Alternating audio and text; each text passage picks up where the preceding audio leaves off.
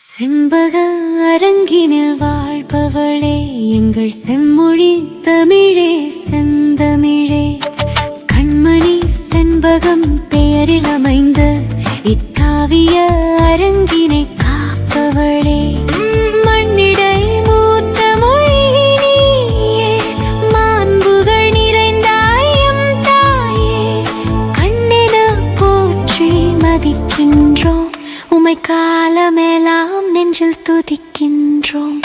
செந்தமிழே செண்பகமே செண்பகமே, செந்தமிழே செந்தமிழே செந்தமிழே செந்தமிழே.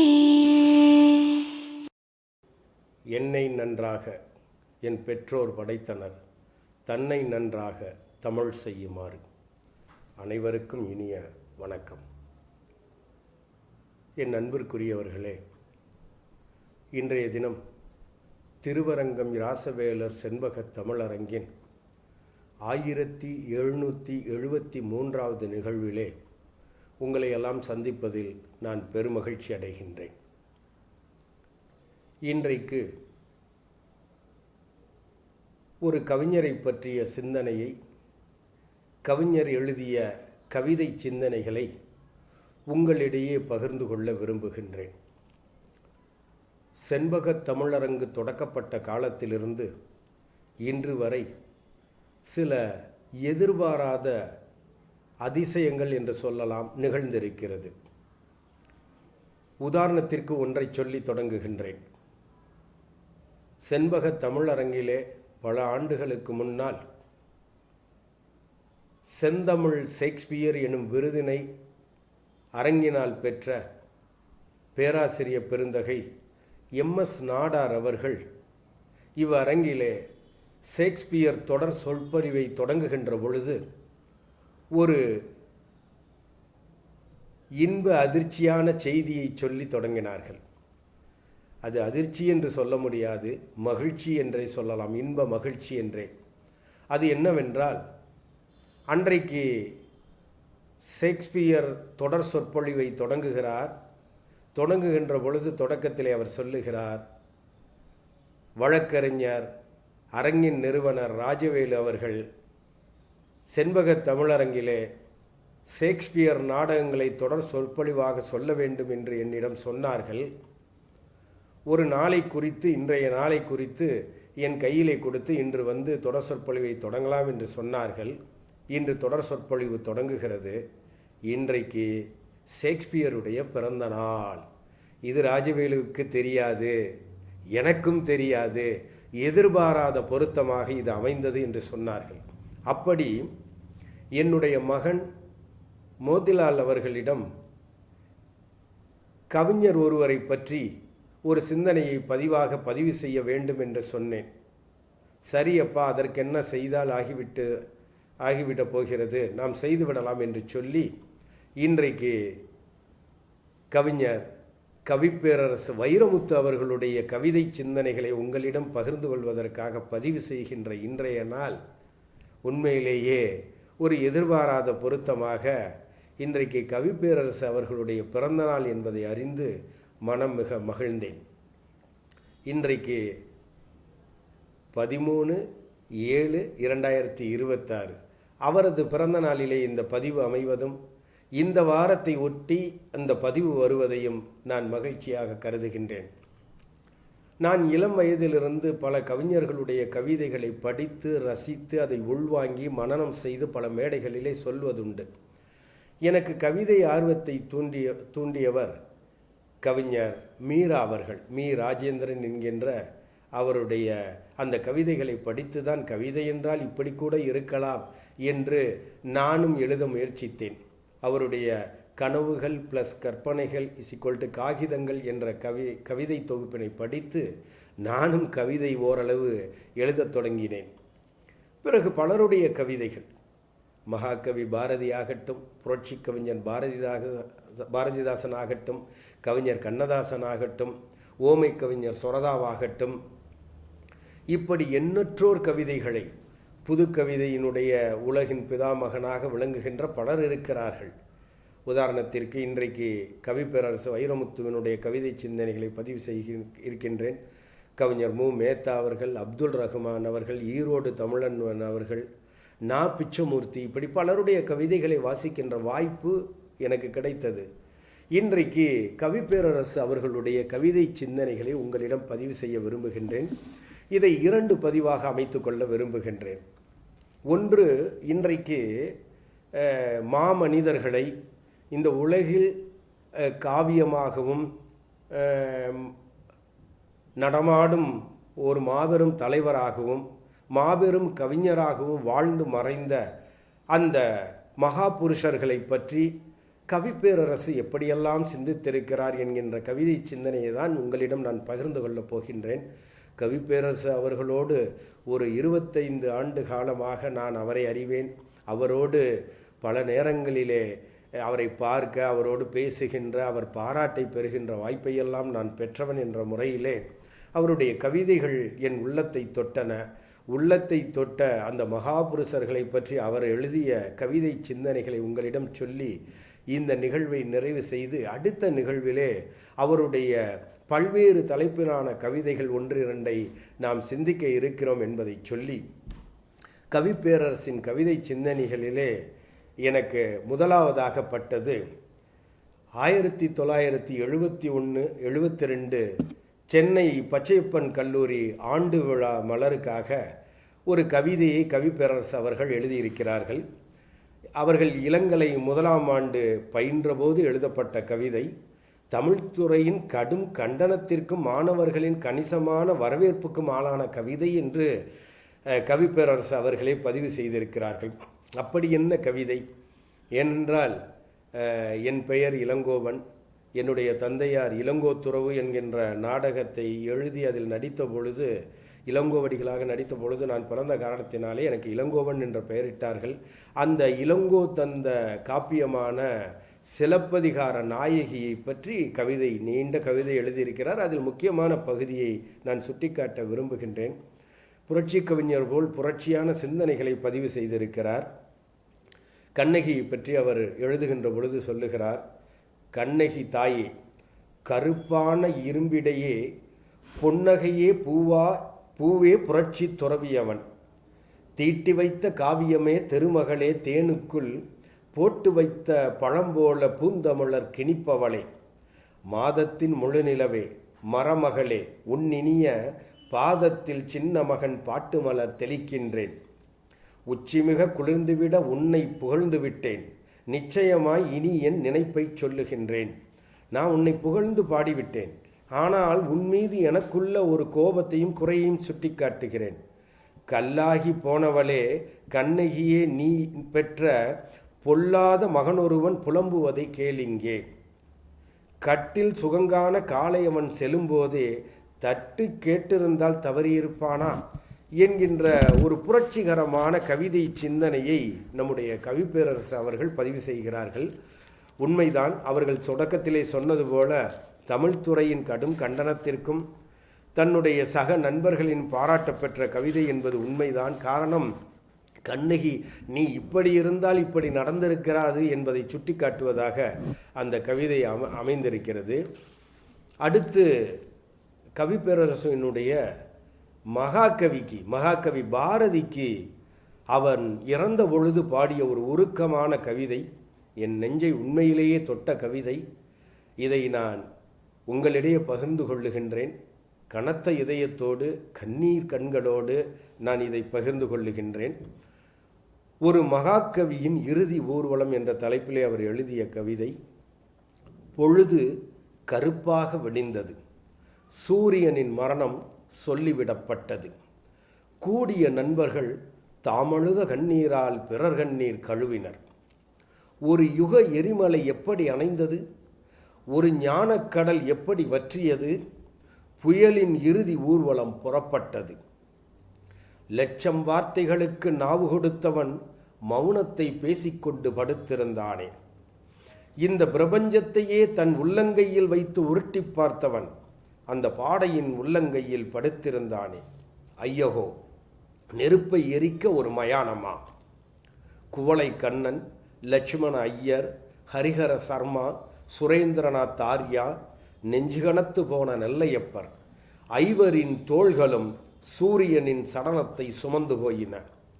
இறுதி ஊர்வலத்தின் எண்ணிக்கை 20க்கும் குறைவாக இருந்ததாம். தோழர்களே, மகாகவிஞனுக்கு மரியாதை பார்த்தீரோ?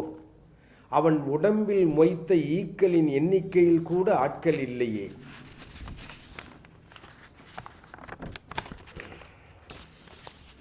இது புலிகளை மதிக்காத புழுக்களின் தேசமடா, உணரத் தெரியாத ஊமைகளின் பூமியடா.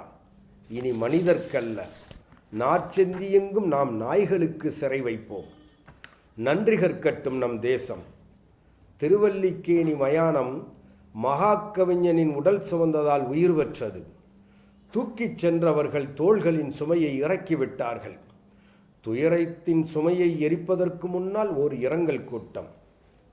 கடத்தப்பட்டவனின் கீர்த்தியை சுரேந்திரநாத் ஆர்யா சொல்லி முடிக்கிறார். நெருப்பு மூட்டி ஹரிஹர சர்மா சிதையின் கனவை சிதைக்கிறார். எரிகிறது எரிகிறது, பாதி நெருப்பு பற்றி எரிகிறது. 1000 கவிதைகளை உச்சரித்த உதடுகளை, ஞான வெளிச்சம் ஈகும் நல்ல விழிகளை, காற்றை கிழித்து விண்ணை சாடிய வீர கைகளை, பாரதத்தை அளந்த பாதங்களை, இரத்தம் வற்றினாலும் கற்பனை வற்றாத இருதயத்தை தேடி தேடி தின்றன தீயின் நாவுகள். வெளியோரங்களில் இரத்தத்தின் கணத்தில் கண்ணீர் கசிகிறது. ஆனால் என் தோழர்களே, சராசரி மனிதனை மரணம் மறிக்க வைக்கிறது, கவிஞனை அதுதான் பிரசவிக்கிறது என்கின்ற உருக்கமான கவிதையை கவிப்பேரரசு அவர்கள் பதிவு செய்கிறார்கள். நாம் படிக்கின்ற பொழுதே ஒரு மகாகவிஞனுக்கு இவ்வளவுதானா மரியாதை அன்றைய தினம் என்று நினைக்கின்ற வகையிலே அவர் உருக்கத்தோடு பதிவு செய்கிறார்.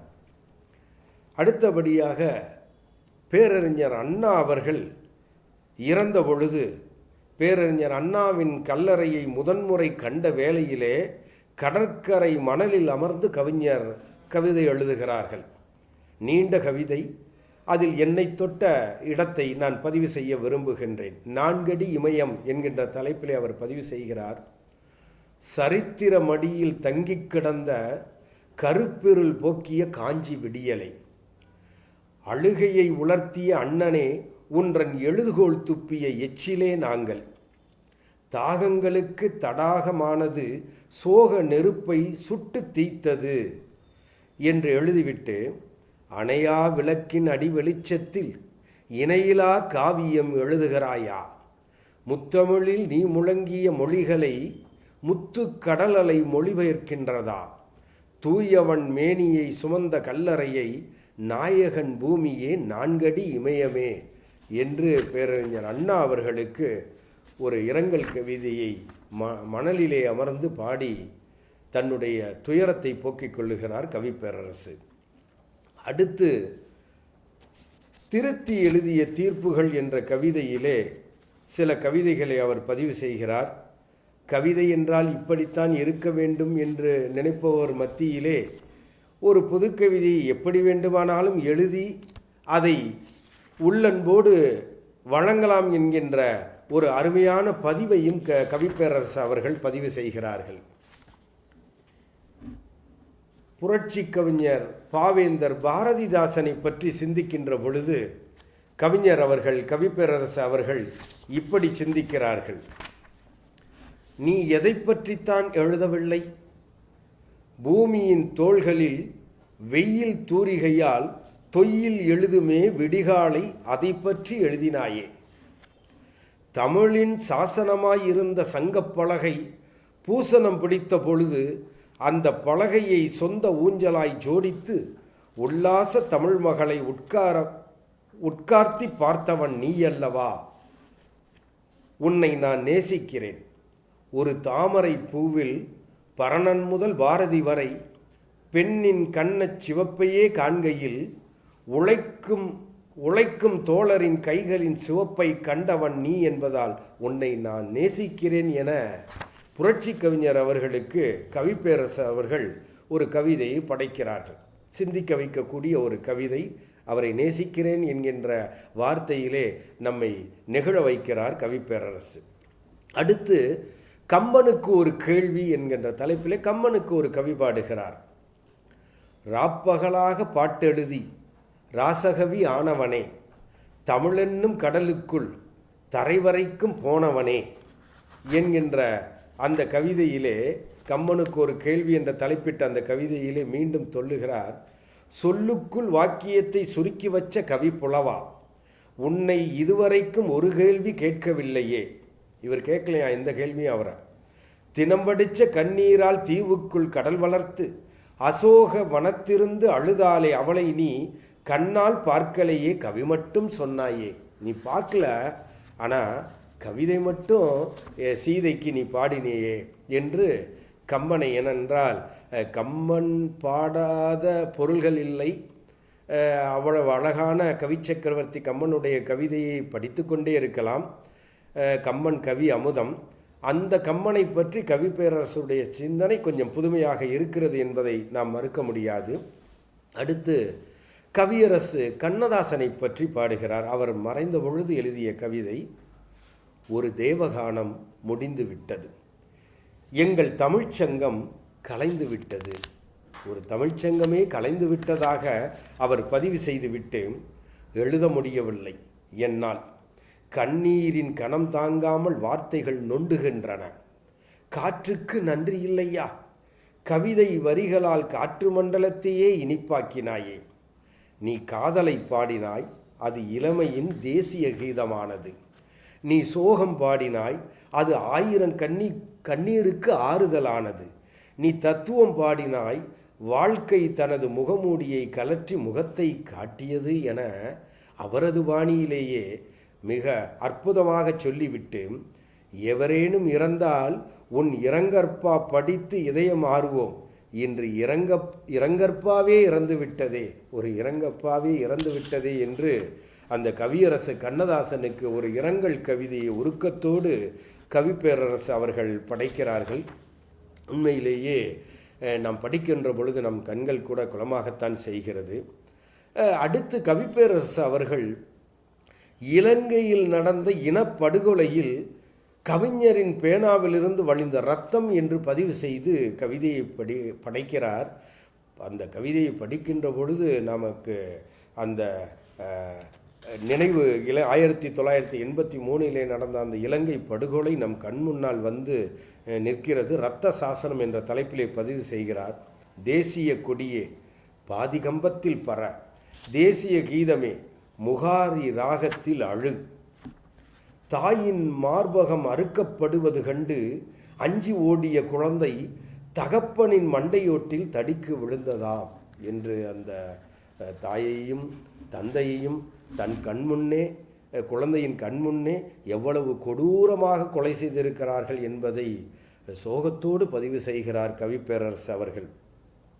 அடுத்து நம்முடைய பகுத்தறிவு பகலவன் தந்தை பெரியாரை பற்றிய கவிதை மிகச் சிறப்பான கவிதை. அதில் 2 அடியை திருக்குறள் போல் பதிவு செய்கிறேன். ஞானக்கிழவன் என்ற தலைப்பிலே பதிவு செய்கிறார். ஒரு நூற்றாண்டை கூட்டி கழித்தால் உன்றன் அறிவே மிஞ்சும் எமக்கு, நின் அடையாளம் தாடியும் தடியும், நீதான் எங்கள் அடியும் முடியும் என்று நம்முடைய தந்தை பெரியார் அவர்களுக்கு கவி பேரரசு அவர்கள் பதிவு செய்கிறார்கள். எம்ஜிஆர் புரட்சி தலைவர் எம்ஜிஆரை பற்றி ஒரு இரங்கற்பா கவிதையை பாடுகிறார். திரு எம்ஜிஆர் அவர்களின் மறைவுக்கு கவிஞர் செலுத்திய கவிதாஞ்சலி என்று 1987 அவர் படைத்த கவிதை. அவருக்கு எழுதுகிறார், உன் மரணம் கூட அதிசயம்தான், பூமி தோண்டித்தான் தங்கம் எடுப்போம், இன்றுதான் பூமியை தோண்டி தங்கத்தை புதைத்தோம் என்று உருக்கமாக நம்முடைய கவி பேரரசு அவர்கள் புரட்சி தலைவர் அவர்களுக்கு கவிதையை படைக்கிறார்கள். அடுத்து கலைஞருடைய மணிவிழா போது அவர் பாடிய கவிதை 1984 அந்த கவிதையோடு நான் இன்றைய இந்த பொழிவை நிறைவு செய்கிறேன். முத்தமிழறிஞர் கலைஞர் அவருக்கு அவர் எழுதிய கவிதை, எனக்கு இதயத்தை நேரடியாய் இறக்கி வைக்க தெரியாது, ஆனால் உன்னை நினைத்து எப்போதாவது நான் உகுக்கும் 2 துளி கண்ணீர் உன் தோளில் விழும் அத்தனை மாலைகளையும் அடித்து கொண்டோடிவிடும் என்று கலைஞர் அவர்களுக்கு கவிப்பேரரசு அவர்கள் கவிதை படைக்கிறார்கள். பலரை பற்றி எழுதியிருக்கிறார்கள். இருப்பினும் நான் படித்து ரசித்த சில தலைவர்களை பற்றிய, கவிஞர்களை பற்றிய, காவிய நாயகர்களை பற்றிய, காவிய தலைவியை பற்றிய கவிதைகளை மற்றும் கவிப்பேரரசின் கவிதை சிந்தனைகள் என்ற தலைப்பிலே இன்றைக்கு உங்களிடையே பதிவு செய்திருக்கின்றேன். இன்றைக்கு அவருடைய பிறந்தநாள் என்பது மிக்க மகிழ்ச்சி. விரைவிலே அவர்கள் ஞானபீட விருதை பெற இருக்கின்றார்கள் கவிப்பேரரசு அவர்கள். அவர்களுக்கு எங்களுடைய ராசவேலர் செண்பக தமிழரங்கின் சார்பாக வாழ்த்துக்களையும் மகிழ்ச்சியையும் சொல்லி, அடுத்த பொழிவிலே கவிப்பேரரசின் சிந்தனைகள் 2வது பகுதியிலே இயற்கையையும் இறைவனையும் காதலையும் மற்றவற்றையும் அவர் எப்படி பார்த்திருக்கிறார் என்ற பொழிவோடு உங்களை சந்திக்கிறேன் என்று சொல்லி நல்லது ஒரு வாய்ப்பிற்கு நன்றி கூறி விடைபெறுகிறேன். நன்றி, வணக்கம்.